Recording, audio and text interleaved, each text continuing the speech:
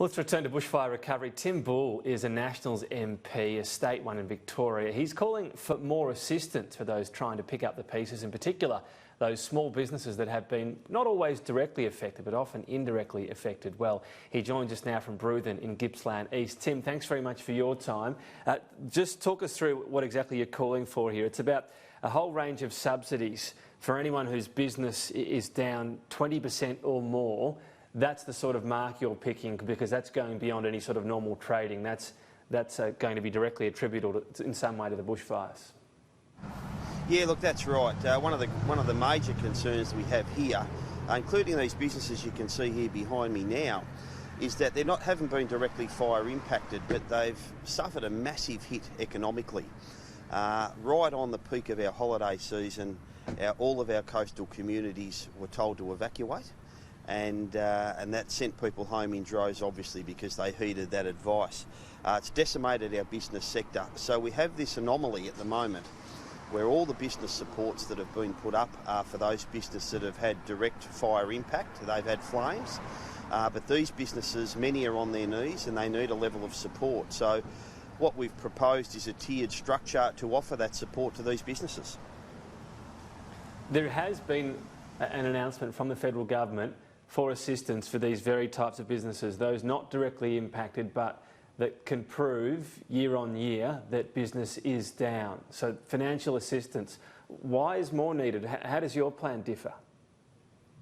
Yeah, look, my plan differs because the federal announcement that's been made at the moment of the 50,000 is actually for businesses that have been directly impacted by flame. So they haven't yet announced a support for businesses that are just down year on year.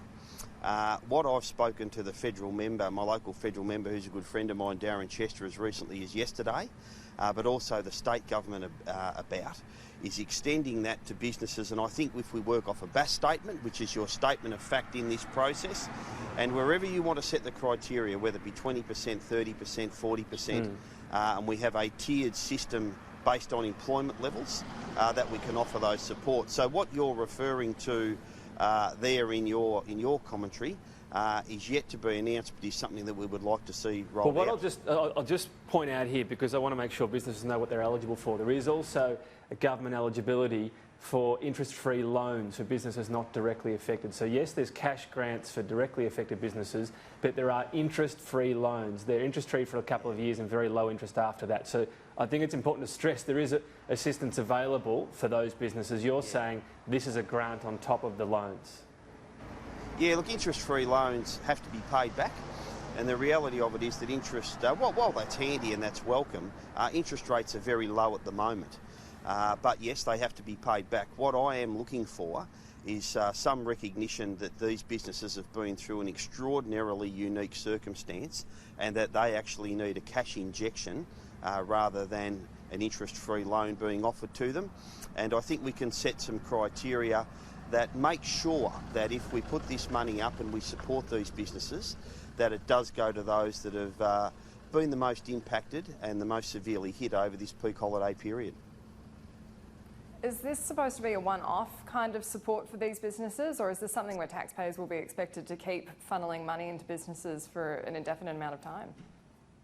Look, one of the things that we do when we have an event like this is we tip a lot of money, and importantly so, into areas like mental health. What I would like to see is that we put funds into alleviating the mental health problems. And a lot of the concerns of our business sector right throughout East Gippsland here, whether it be Mallacoota, Paynesville, Meetung, Bairnsdale, Lakes Entrance, up to Buck and Bruthen, and I could go on and on and on with all these townships. The major concern and the major stressor for these business people is finances.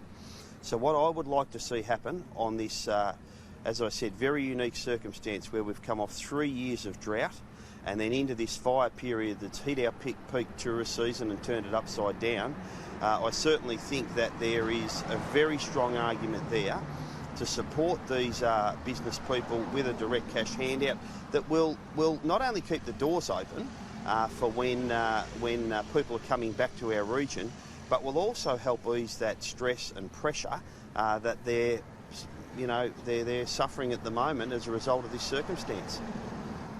But just to clarify, is that a one-off payment or is this supposed to be ongoing support? Yeah, look, I would think it would be set the criteria and make it a one-off payment. We need to get our businesses through. We've got to salvage what we can from this summer.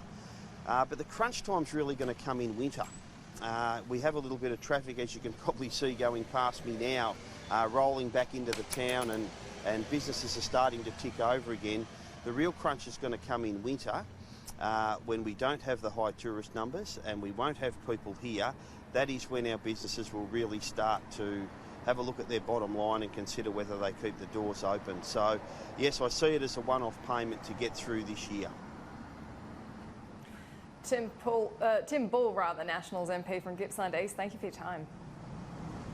Thank you.